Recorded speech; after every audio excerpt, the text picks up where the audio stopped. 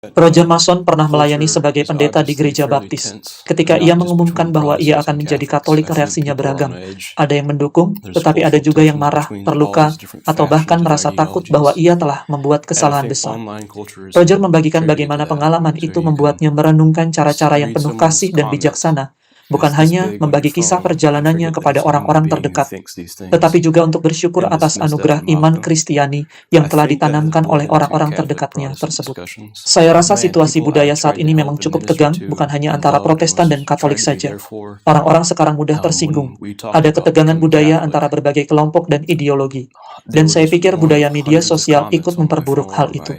Kita bisa baca komentar seseorang di ponsel yang hanya sebesar layar, dan kita lupa bahwa itu sebenarnya ditulis oleh manusia yang punya perasaan dan pemikiran. Kita bisa dengan mudah mengabaikan atau bahkan menjelekkan orang lain. Saya melihat sikap seperti itu juga merembes ke dalam diskusi antara Katolik dan Protestan.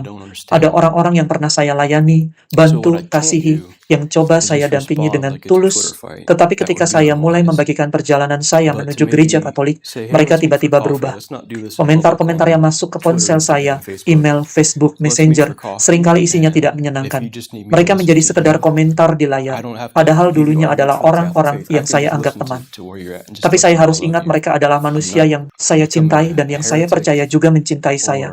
Mereka sedang terluka dan tidak mengerti. Karena itu saya tidak boleh membalas mereka seperti sedang berdebat di Twitter. Itu tidak bijaksana. Saya lebih memilih untuk berkata, ayo kita ngobrol sambil minum kopi, jangan bahas ini di media sosial. Kalau kamu hanya ingin didengarkan, saya bisa mendengarkan. Saya tidak harus memberikan semua argumen tentang iman Katolik. Saya hanya ingin kamu tahu bahwa saya mencintaimu. Saya bukan menjadi sesat. Saya tidak meninggalkan iman. Saya masuk gereja Katolik karena saya yakin ini adalah gereja yang didirikan oleh Tuhan kita. Ternyata gereja Katolik bukan seperti yang dulu saya dengar, bukan seburuk yang saya pikirkan. Saya melakukan ini karena saya mencintai Tuhan yang juga kamu cintai.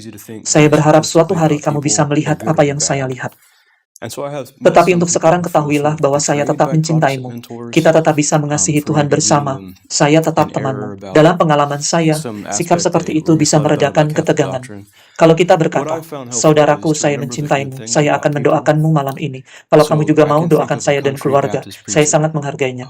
Itu saja seringkali cukup untuk meredakan suasana. Kita mudah sekali menilai orang lain secara hitam putih, orang itu baik atau jahat. Saya juga bertemu orang-orang yang merasa dihianati oleh guru Protestan mereka, karena merasa telah diajarkan hal yang salah tentang Katolik. Yang membantu saya adalah mengingat hal-hal baik mereka. Saya ingat seorang pendeta gereja baptis di kampung. Dia bukan lulusan Oxford, bukan teolog besar, tetapi saya mulai datang ke gereja. Ia mendorong saya untuk mencintai Tuhan, hidup kudus, menjauhkan diri dari nafsu masa muda, dan menghafal kitab suci. Saya tidak akan pernah melupakan hal itu. Meskipun sekarang dia tidak mengerti mengapa saya menjadi Katolik, dan mungkin tidak akan pernah mengerti. Kami memang berbeda pandangan, tetapi saya memilih untuk tetap menghargai kebaikannya. Saya juga ingat ketika saya dahulu masih mempertanyakan iman, saat saya masih menjadi pendeta gereja baptis. Saya juga cukup anti-Katolik. Butuh waktu lama bagi saya memahami bagaimana ajaran Katolik itu sebenarnya, selaras dengan kitab suci, selaras dengan gereja, dan cara pandang sakramental. Jadi saya tidak bisa berharap teman gereja baptis saya akan langsung paham hanya dalam 1 atau 2 percakapan, karena saya sendiri butuh bertahun-tahun.